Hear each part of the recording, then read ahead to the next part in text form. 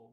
The nice thing about working with the Coloma Lotus Fire Safe Council is we've got a group of residents who really understand the problem. You know, they're in touch with this, of fire danger, power shutoffs, and lack of communications. It's already a hilly area where cell phone reception is sometimes spotty in a lot of places. And so what we're trying to do is to mitigate that. And this is a community that's built around a common location and a common identity and a common purpose. So that really helps. And we're looking to do this with more fire safe councils as well for the same reasons.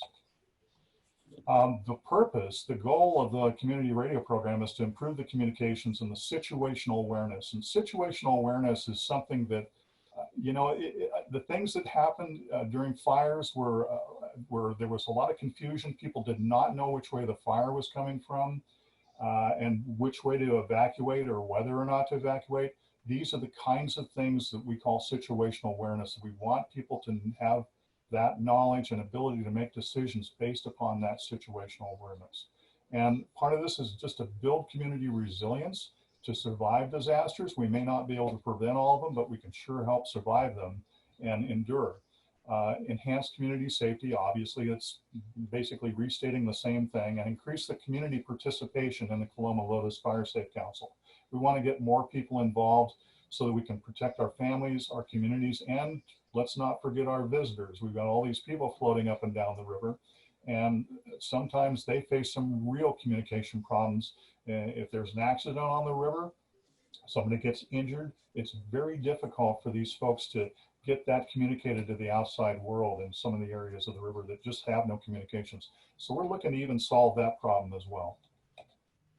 And we're going to go through a review here. This is kind of a summary of how we see the Neighborhood Radio Watch program. And it pretty much fills your screen here. Hopefully you can see all of this. But I'm just going to start at the bottom here in the left-hand corner. Where this starts at the most basic level is people who have a couple of handy-talkie radios that they can talk to each other. And this is called simplex, when you're just talking radio to radio. So this might be on the left-hand side there, those two radios. Might be a couple of people that are neighbors in a community that have radios and they can stay in touch with each other. Now you bridge that out a little bit. Maybe further down the street, there's another neighborhood with a few other people that have radios. And maybe next to them, there's a couple of folks that don't have radios, but these folks that do have the radios know that, and they're signed on to basically help take care of those folks. If there is something, some emergency or something in the neighborhood and they know about it, they can communicate that to their neighbors. The next level up, and we're going to use a couple of phrases here for radios. One's called Family Radio Service, that's at the bottom. And the next level up is GMRS Radio Service. The neighbors with GMRS radios, GMRS stands for General Mobile Radio Service, and it's one step up from FRS radios. These radios can not only talk to people that have FRS radios, but they can also talk to a GMRS repeater, and that's this image that's right up in the top of the middle of the screen there, the repeater. And what that allows people with GMRS radios to do is that their signal might be weak, but the repeater is pretty strong and it's up on a hilltop. And it picks up those signals and then it rebroadcasts those so that other people, even on the other side of the hill, can hear that same signal. So, and then the top level is people that have GMRS radios as well as ham radio. And these are ham radio operators, and they're able to communicate with the GMRS neighborhood through that repeater, but they're also able to broadcast out through the ham radio frequencies, and they can really cover a lot of distance. So if something needs to go outside of the area, they can carry that traffic, whether it's getting a hold of 911 or the fire department or the sheriff's office. They can do those kinds of things. So and I kind of refer to the folks that are kind of in that area as being kind of like the mother hens. And the mother hens, you don't have to be a ham radio operator to be a mother hen. You can be a GMRS operator too and still be a mother hen. So this is just a brief overview of how this kind of layer cake works with neighbors, helping neighbors using radios. And then you'll notice that over in the right-hand side there, we have this system. It's called the News Pager Neighborhood Warning System. This is something relatively new that we've introduced into the Coloma Lotus Fire Safe Council.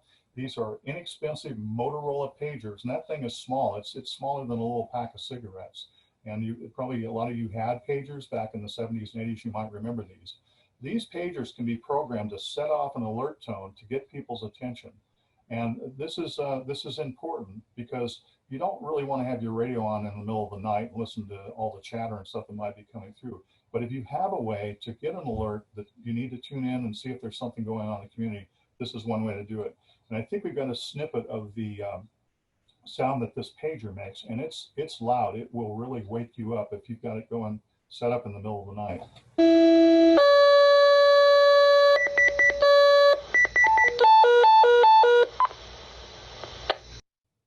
Okay, and that's a recording of just the other night we set that off. So here's we came up with some alert criteria about these pagers because we had a lot of questions about this.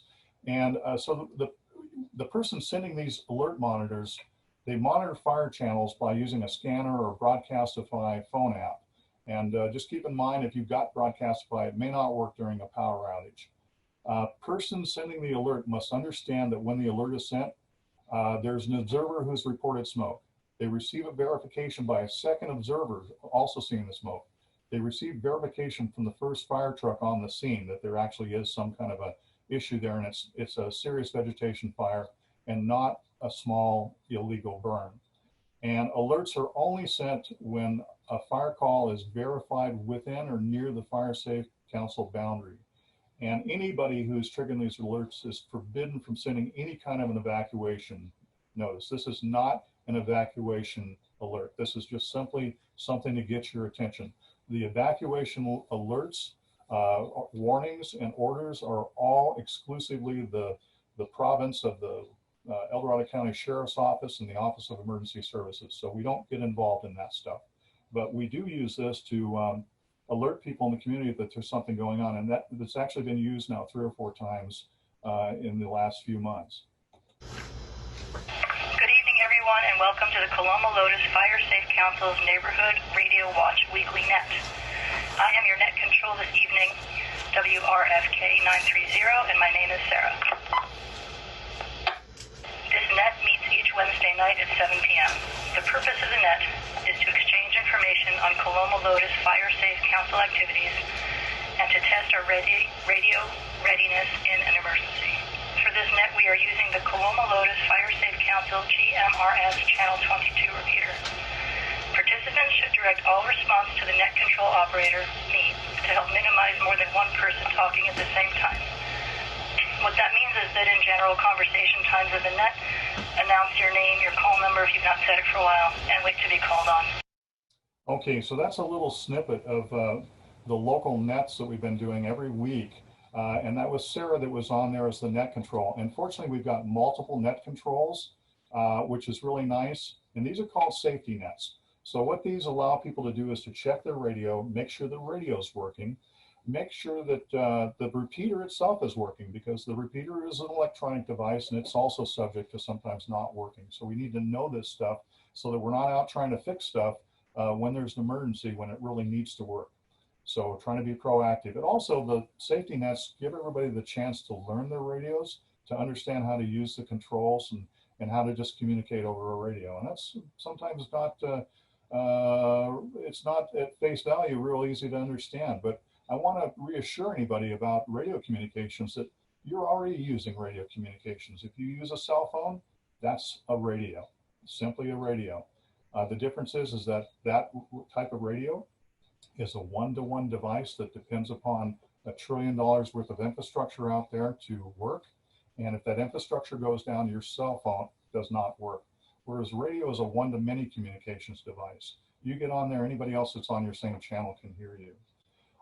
We get more new participants every week, and we're always looking for more net controls. It's great that Coloma Lotus has got now, I think, 4 or 5 people that have done the net control there, which is just great. And a shout out to Patty and Bill and Chris and Deborah for also pitching in there. And this system has now been used for at least 3 fire events just this year. Just in the last few months, there have been incidents in the area where the system has been activated. So let's talk about that just a little bit. Okay, first of all, I want to recognize, we call them the community falcons. These are the folks that are perched up on hilltops. You got Larry and Sandy up on Mount Murphy. You got Bob and Amy on Bain Road. And then you've got Bob and Karen on Baker's Mountain, and you've got Patty and Lonnie up on Marshall Grade. And because of their vantage point, they can spot fires a lot sooner than anybody else who's down in the valley.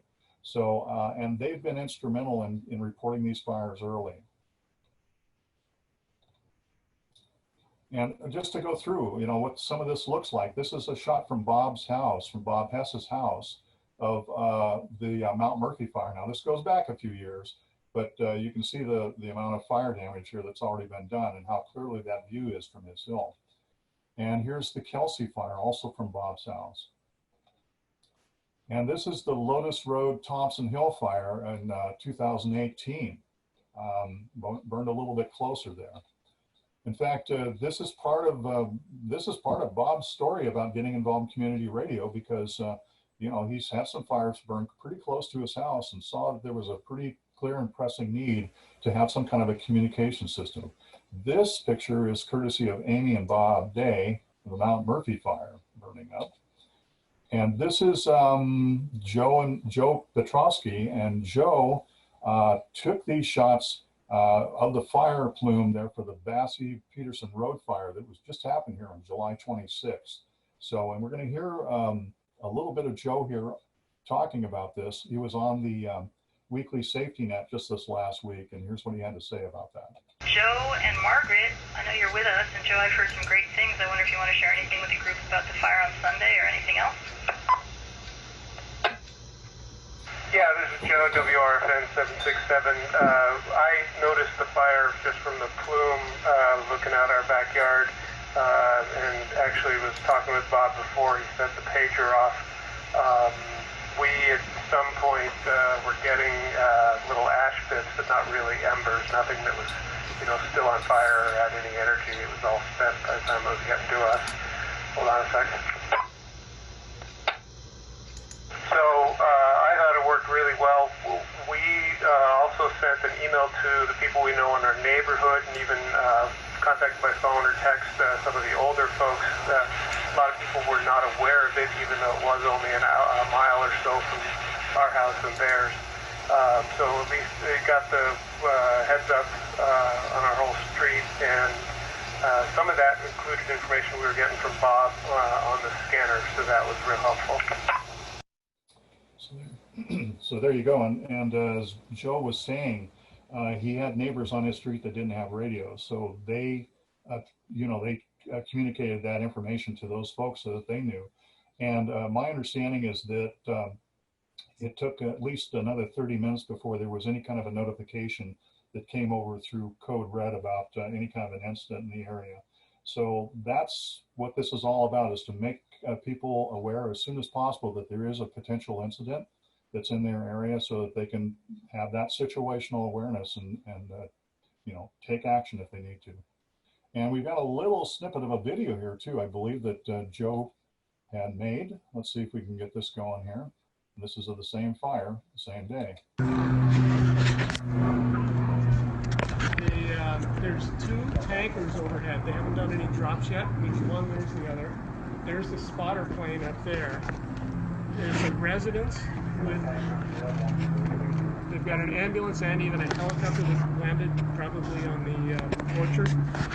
The Coloma Lotus Fire Safe Council is in the news here. Just in this last week, Mountain Democrat put in a disaster preparation supplement, a resource guide into the newspaper, and featured the radio program that the Coloma Lotus Fire Safe Council has implemented. So shout out to all the folks there, and congratulations on that. Let's talk about equipment. We've got basically 4 or 5 pieces of equipment here that we use. One is handy talkies. Those are just a little handheld radios, mobile radios that go into your car, have a little bit more power. Base station radios, which is really just a mobile radio that's been repurposed as a base station, and we'll talk about that some more. And then scanner radios, which you mentioned earlier, and scanner apps like Broadcastify, and then the pager system. So let's go through some of this. Let's first of all, we're going to talk about FRS and GMRS radios, and you don't need to memorize all this. You're not going to get tested at the end of this. They have the same channels, 22 channels. They are interoperable, so an FRS radio can talk to a GMRS radio and vice versa. In the case of FRS, those are handy talkies only. But in the case of GMRS, you can also have handy talkies, mobile radios, and base station radios. A handy talkie has batteries, so it runs on batteries. So it doesn't need external power to operate. It just needs to have its batteries charged. GMRS, the HTs also have batteries. Mobile and base station radios, though, do need to have some kind of external power. And FRS doesn't require an outside antenna. In fact, you cannot connect an outside antenna to an FRS radio because the antenna is welded to the radio. It's stuck on there permanently. With GMRS, you've got a variety of different outside antennas that you can connect to those radios. So it gives you much more options. A power level, maximum of 2 watts on FRS, but on GMRS, you can go up to 50 watts. More power means more range, means you're gonna get further and people can hear you better. Also, if we're using a GMRS repeater, FRS people can hear the repeater, what's the traffic on there, but they can't transmit to it. So only with a GMRS radio can you receive and transmit to a GMRS repeater. And FRS radios, very simple. Those are little blister pack radios at Home Depot. They don't require any kind of programming. They're basically push to talk. And GMRS radios, they do need a little bit of programming in order to enable repeater use. And that's something that our club takes care of. We make sure that the radio is set up so that you can use it. FRS doesn't require a license, but GMRS does. It requires a license, $70, but that license is good for 10 years and covers your entire family. That's your spouse, your kids, your grandkids, your parents, your grandparents, your brothers, your sisters. Covers just about everybody in your immediate and closely extended family. Approximate cost of the radios, you can buy those little FRS radios for $15 to $50. They're inexpensive, they're cheap, they're freely available. If you do nothing else, think about, just consider getting FRS radios, so at least you and your family can stay in touch with each other in the neighborhood. And then hopefully you'll hook up with some other folks that have GMRS radios that can give you a little wider coverage. GMRS can be more expensive, but not bad. $75 to $300, depending upon what model of radio you get and what kinds of options and bells and whistles. And again, I mentioned that these FRS and GMRS radios are interoperable. They can talk to each other. They're easy to set up. They're easy to make calls. They're also, by the way, potentially less prone to interference because they don't have very much range. So you're not going to hear a lot of traffic that's at a distance. You're going to hear just nearby traffic, and there'll be fewer opportunities for somebody to interfere with your radio. Disadvantage is the same thing. It's a limited range radio. It requires the same frequency band. All these radios need to be on the same frequency band, which is the FRS, GMRS frequency band. And there's fewer advanced features like that paging alert that you heard. FRS radios cannot do that, but GMRS radios can. And GMRS repeater, the reason we do that is, again, more power, more range, helps cover the valley, put up on a hilltop, so it's got great range, has many more advanced features that it'll support. Disadvantages is that it requires GMRS radios. Radios must be programmed to transmit to the repeater and then also to receive from it to some extent, just to avoid other interference with other radios. And then it's a more expensive infrastructure in radios. Fortunately, Bob Hess has got some equipment that was donated. He's been able to put up a number of GMRS repeaters, and fortunately there's one of them right in the Coloma Lotus Fire Safe Council.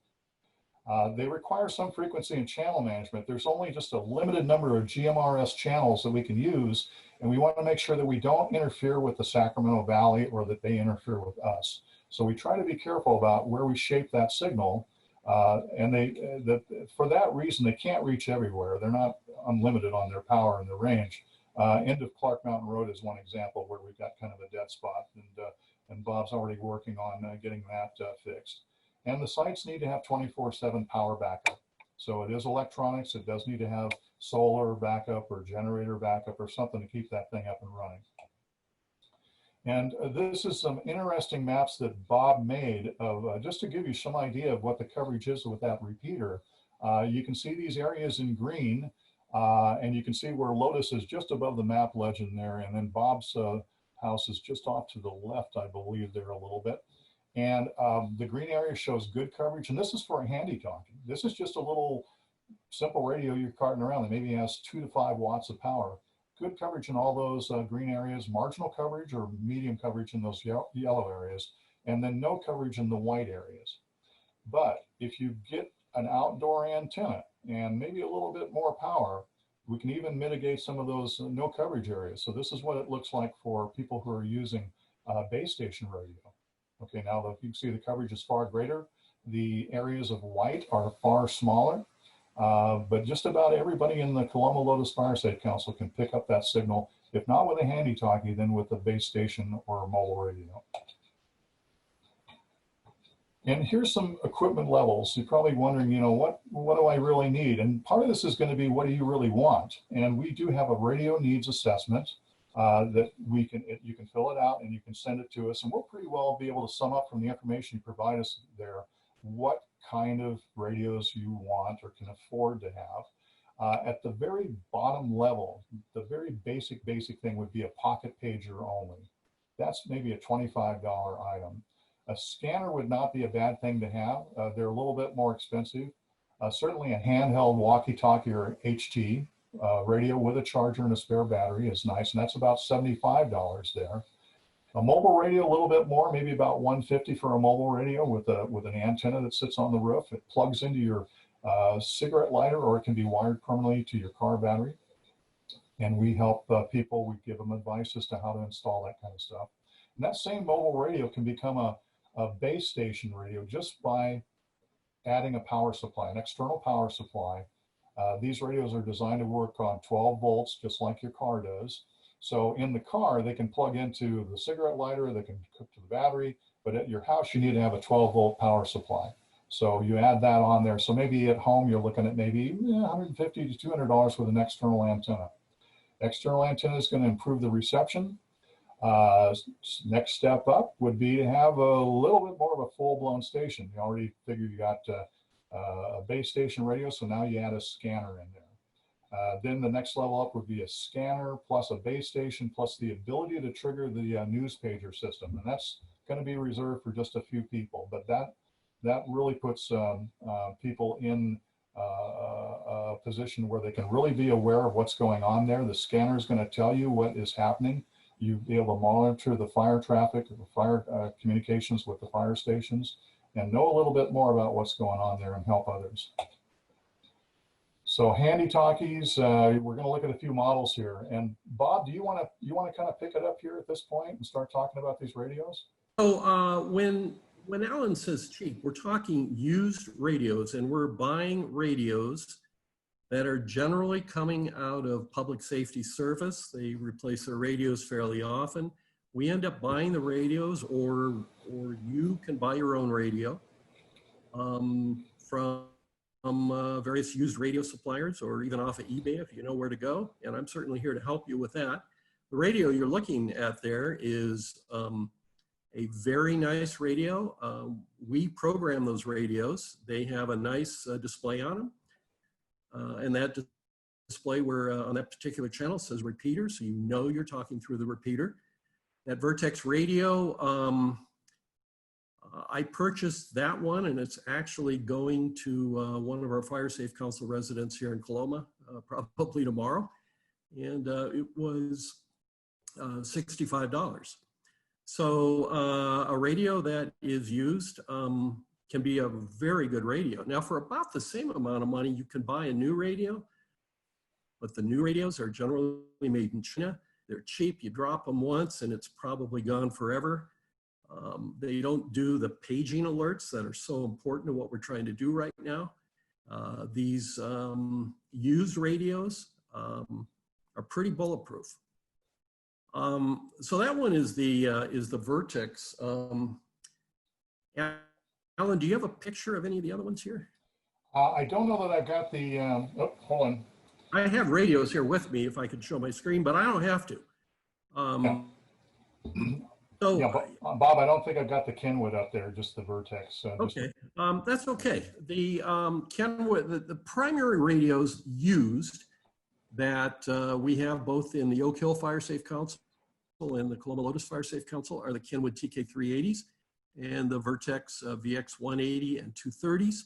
We also have some residents in both fire safe councils who've gone off and bought essentially new versions of those radios. The used radios work equally as well as the new versions, but the new versions are nice and shiny, and you're confident you have a radio you know is going to work and has a warranty. So the used radios you can buy somewhere between generally $60 and $80. The new radios are going to be the handy talkies, anywhere from $200 to $400, depending on the radio. Every radio we're recommending have the paging capability. The audio on these commercial radios is just loud and clear. I mean, think about it. If you're a police officer out there in the field, you want to be able to hear that audio, and these are the same kind of radios they're going to be using. They're durable, and the only other thing I'll mention is we've had a number of Fire Safe Council folks hearing that a repeater is going to be installed, and they've gone off ahead of time and bought some of the radios we do not recommend. So if you're thinking about buying a radio now, just scratch Midland and Baofeng off the list. And always, you're welcome to check with me first. Go ahead, Alan. Yeah, I'm talking about Midland here. Just a point about this, Midland does make very good GMRS radios. It's just that our system, using the paging tones, and we also use a narrow band format for the repeater. No, we use a wide band format for our repeater, but sorry, Bob. But the Midland radios are set for narrow band, and so it causes some problems with the audio. The audio tends to be really low with those Midlands. It doesn't have any punch, and it may sound loud and distorted coming back out of the repeater to you. Those are radios that are okay for FRS or GMRS simplex use, but they're not really the best radios to use with the repeater, and they won't do that paging tone. And then Bob, I got some more stuff here, but you can cover this too. I mean, we've tested all these radios. I do have an Anytone. It's a great radio, and it will decode the paging tones. But one big difference with these radios, the Baofengs and the BTECs and all these other ones, Waxon and so on, is that they have a ton of buttons on them. And it's really easy to get yourself off into the weeds by pushing the wrong button, and then you can't find your way back. And believe me, I've had that happen with my radios where I pushed something and I thought, how did I end up here? And I couldn't find my way back. So they're just better if you're a more advanced radio user or a ham who needs greater versatility. But for the Fire Safe Council program, for the Neighborhood Radio Watch program, you don't need those kinds of radios. Okay, Bob. You know, Alan, I actually have my little mad scientist display here in front of me that I have set up for several Fire Safe Councils or their chairs to demonstrate different radios. And if it would just take me a minute, but I can let everybody hear what some of these paging tones sound like. But first of all, we're talking about mobile radios now. And the interesting thing with mobile radios is that there are really not that many available. The one you're looking at there is an excellent radio. It was made by a company called Vertex that Motorola purchased. So you can find that radio with the Motorola name or the Vertex name. And unfortunately, Motorola stopped selling that radio about a year ago and no longer makes analog mobile radios. So for an analog mobile radio, you're gonna, if you wanna buy one new, you're gonna have to go to companies like Kenwood or ICOM. The place to use these radios, and I really strongly recommend, especially if you're gonna be a net control station, kind of directing traffic on the radio, I really recommend you have a base station radio. It's a tiny little radio. You can put it on the kitchen counter, but you do need a very small outdoor antenna to go with it. You can also take the same radio, quickly throw it in your car if you've got to evacuate, and plug it into the cigarette lighter and use a little magnetic mount antenna with a 6-inch whip on the top of it and throw it in the car. Go ahead, Alan. Okay, Bob, you want to say some more just about the base station radio? Basically, a base station radio is the same as a mobile radio. It's just been repurposed to go in your house, and you just need to have an external 12-volt power supply, roughly about $75. We found some pretty good ones. I even found one that will run these radios and has a cigarette lighter outlet in the front of it. So you can use that same cigarette lighter adapter and plug it into that power supply. And it also has a USB port to charge your cell phone while you're sitting there. But again, for a base station, you need to have an external antenna and a cable. Not a good idea to have that antenna inside the room with you where the radio is. Doesn't broadcast a heck of a lot of power, but it's stuff that you don't want to sit around in too long and be exposed to it. Alan, just a comment on the previous slide, the one before that. Okay, you'll notice that that particular radio was programmed to say repeater. Oh, wait, here, let me back up. Sorry, I'm moving too quick for you. Yeah, the point I'm trying to make is that you'll notice that there is a knob on the left that's on-off volume. There's an up and down arrow that changes channels, and all those buttons down, the four down at the bottom, they don't do anything because we could program them to do something, but they're going to confuse you, and we recommend they don't. The only difference is if you want to set off an alert tone for certain residents, we will program one of those buttons to actually set off the alert, meaning that that particular person has a scanner, has verified there's a fire, preferably somebody else in the Fire Safe Council has confirmed there's a fire, and then they will set off the alert and let everybody know. The next radio, next slide, Alan, that is another excellent radio. By the way, those were both purchased used, and both radios can be purchased for around $100. And what I found is that most used mobile radios are in excellent condition. The handheld radios have some scratches and blemishes. Most mobile radios are in excellent condition. So again, this particular radio, just an up-down button and a volume, and we program on certain radios, we'll program P4, the P4 button to set off the paging alert. Go ahead, Alan. Yeah, I want to say too that you know, these radios, because they come out of commercial service, just to amplify what Bob said, they are really built tough. I mean, they're designed to be dropped and kicked around accidentally. I mean, you don't want to do that with your radio, but they're designed not to fail in an emergency, which is where first responders need those radios to work the most. So they really build them solid. I've got one of the Kenwood TK 380s that we saw earlier, and that thing, it feels like a brick in my hand. It's small, it's hard, it's got a really strong case on it. I probably could throw it through a window and then go pick the radio up and then use it just like it never happened. So urban legend, Alan, is that some police departments have told their officers they can use them as a weapon if they have to. I believe it. I would not want to get hit with my handy-talkie if somebody swung that at me. It really has got some heft to it.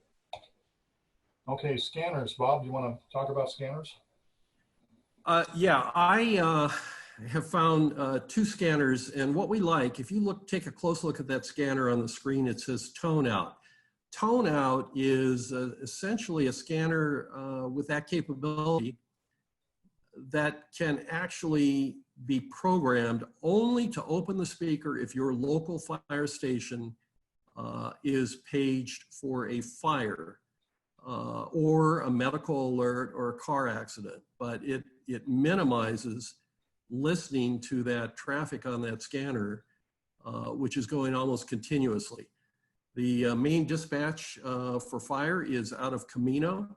Camino serves all of El Dorado and Amador counties.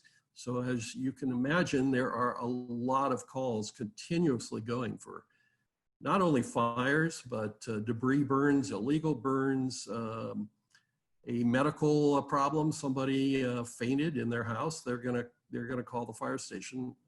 A car accident, those scanners are going all the time. There are 2 Uniden scanners on the market today that have the ability to just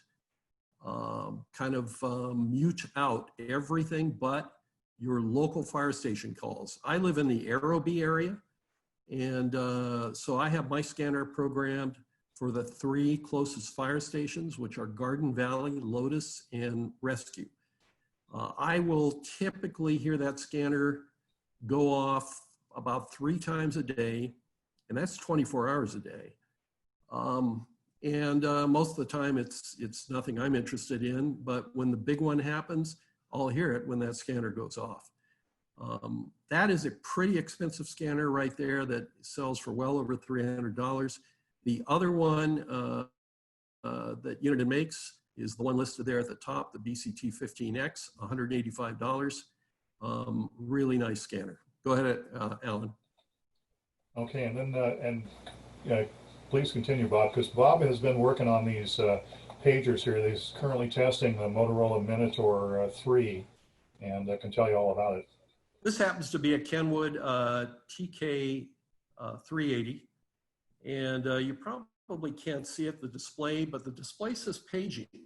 And by saying paging, you can keep this radio on 24/7, and it will hear nothing. It won't hear our Tuesday net. It won't hear Bob Day up on the Bassey Road Summit talking to Patty up at the Marshall Grade Summit. It will only hear a page. So I'm going to set off a page. Hopefully, there we go. Okay, now at this point, the radio is going to keep beeping and the speaker, unless you mute it, and the speaker is going to open up and you're going to hear an announcement from whoever set off the alert. There is a fire at Peterson Road and Bassey Road. So that's the Kenwood, and these radios all have kind of different tones. This is the little Vertex radio I showed you. We're going to set this one off. One of these, this is a base station or a mobile radio. You can see it's not too big. You see it says repeater. The nice thing about this particular radio is you can leave the volume down and you'll still hear the page. So you can leave this thing on overnight and hear the page, but you won't hear any other traffic on the channel. And the page is really pretty loud. So let me set it off.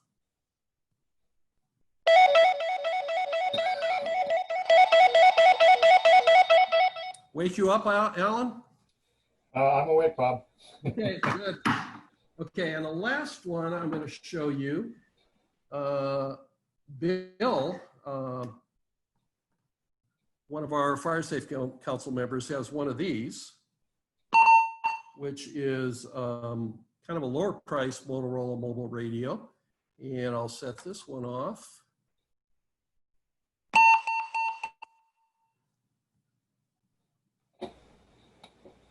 Now this is just going to it will keep doing that for days until you turn it off. I think that'll wake you up in the middle of the night. So the last thing I'm going to show you is a little pocket scanner. Hey Bob, hold the radios up just a little bit higher. They're kind of below your camera level there. Okay, this is the radio that Bill, who lives in Coloma Heights, bought, $50, base station radio. This one is the Vertex 2200. And the last thing I'm going to show you is the Motorola. Can you see this, Alan? Yeah. Okay, this is the Motorola Minotaur 3 pager. Now, Tony in our amateur radio club, who I think is actually online here, has been shopping around trying to find a really good price on these. We found them everywhere from $15 to $25. And we are currently testing these in the Coloma Lotus Fire Safe Council. And once we're sure that our method of making these pagers work, we're going to roll it out into the Oak Hill Fire Safe Council. So I'm going to set this one off, and hopefully it works. There it goes. Hear that, Alan? I heard it, Bob. Loud and clear. Okay, so and what will happen is the speaker on that pager will go off. It also has a vibrate position. The speaker will go off once it receives the alert, and then you'll hear, there's a fire on Bassey Road at the intersection with Peterson. So that's the way the paging function works, and that's why we're recommending these kind of radios.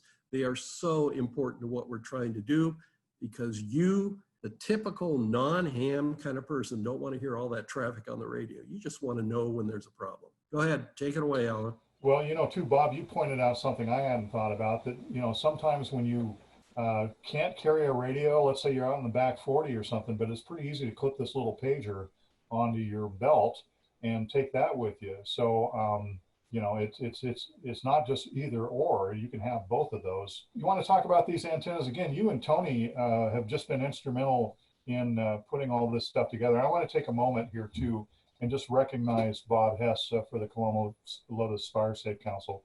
Bob has been instrumental in making all of this happen. I might have been running around planting a few seeds about community radio, but Bob is the guy who watered them and fertilized them and nourished them and made them all grow. And all of this stuff that you're seeing here on this presentation night is all the result of the work that Bob has been doing. And the club, he's got a lot of help with other members of the club, but Bob has been instrumental in making this all happen. Well, let me just comment. Base station antennas, typically you can't find one for under $100. We've had a bunch, so many radios. I mean, our repeaters have been donated to us from various sources, some here in the county, and from commercial companies.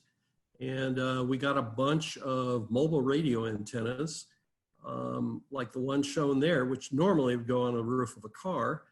And one of our radio club members with something called a plasma metal cutter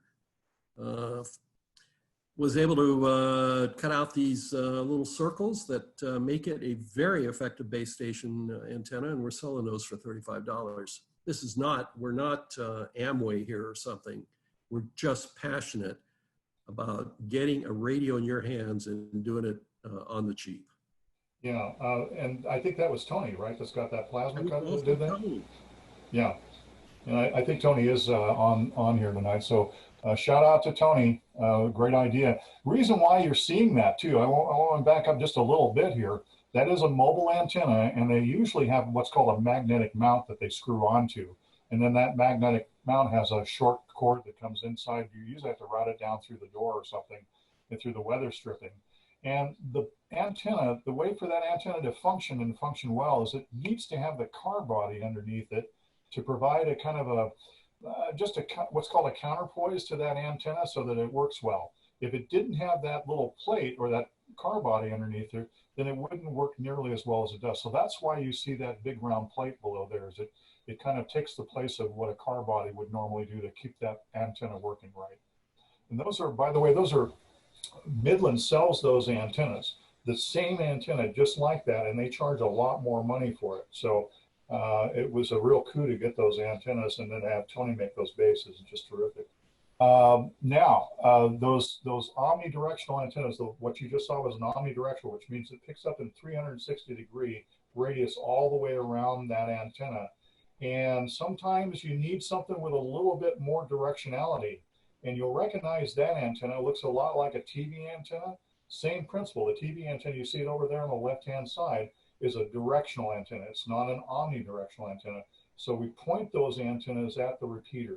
So we get the most signal because it puts out the most signal in one direction and also receives the most signal in one direction.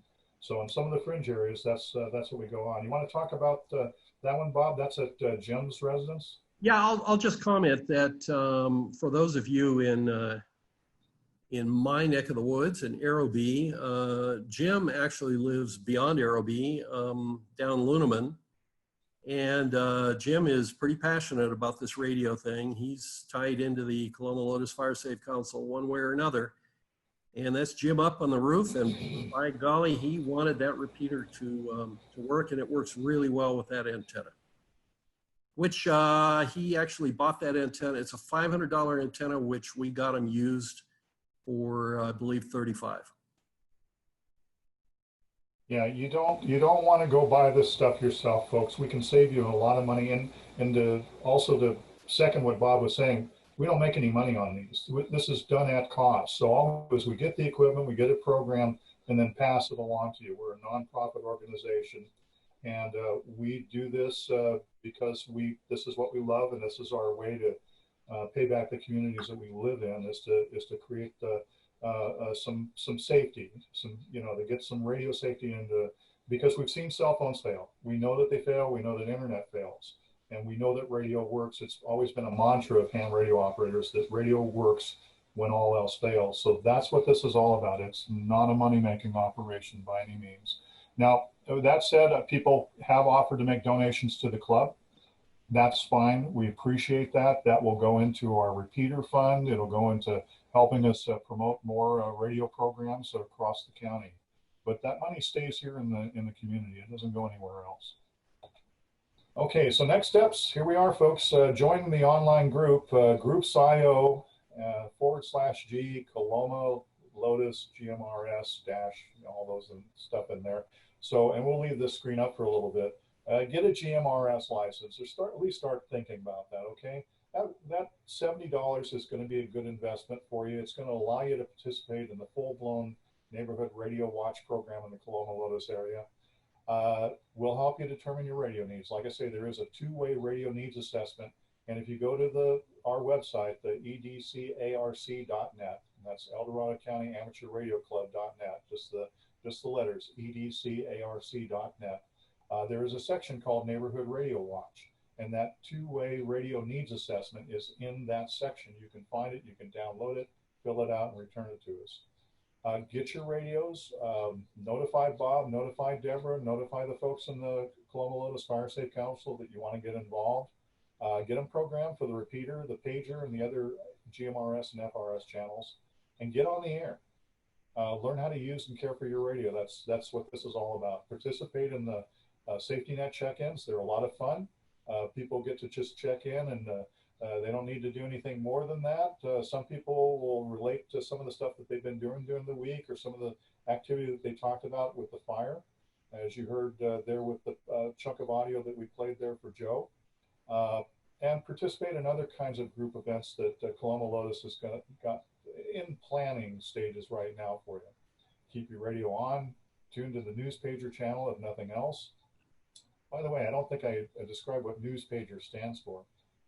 News stands for Neighborhood Early Warning System Pager. So we get news pager out of that. And consider becoming a Falcon. If you've got a high location, you are in a great position to be a real asset to your neighbors with your view up there. And you should really seriously consider getting a good radio that you can hit that repeater with well and communicate.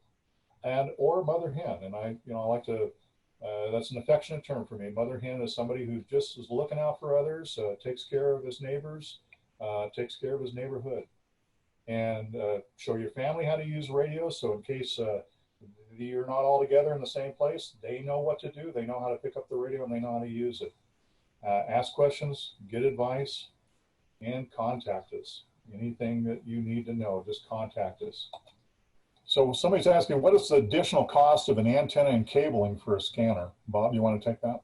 Okay, good, very good question. And the answer is the El Dorado County radio system that serves fire and sheriff is absolutely excellent. And the answer is you use a little antenna right on the scanner. You do not have to put up an outside antenna. Just about anywhere in the county, you're going to hear it just fine. I see a question from Janet. Do you need to take an exam to get your license, or is this different or a more basic license than a ham radio license? Great question. We just skipped right over that. Didn't even mention that. No, you don't need to take a test to get a GMRS license.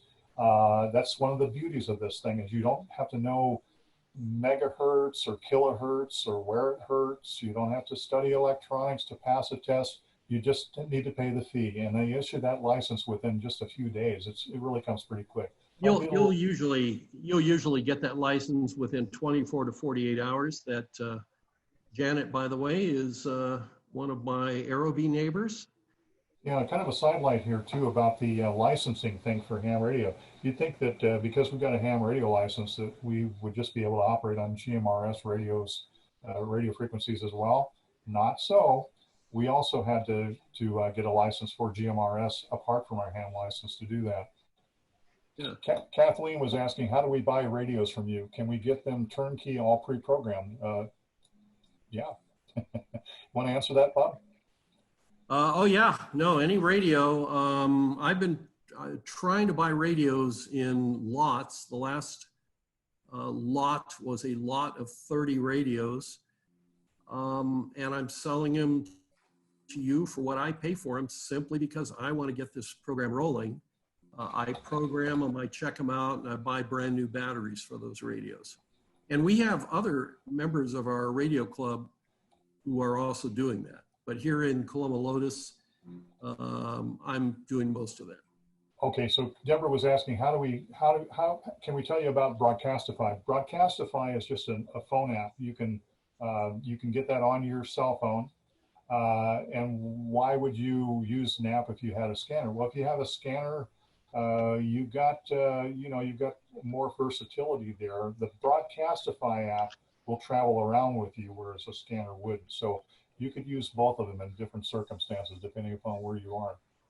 Well, you can also, there are plenty of, and I have one here, there are plenty little portable scanners too. And Uniden does make 2 little handheld scanners that are capable of detecting the fire tones. By the way, Neville is somebody, we're working real hard for Neville and his group of neighbors who live way down in a beautiful, very isolated part of the Fire Safe Council down by the river with pretty poor radio coverage, and we're in the process of fixing that for them. We really appreciate everybody joining us tonight. It looks like we had over 50 participants here, and so there's a lot of follow-up, and we're happy to answer any questions offline. And go ahead and let everybody go. Again, thanks, and we sure appreciate your interest in the Neighborhood Radio Watch program.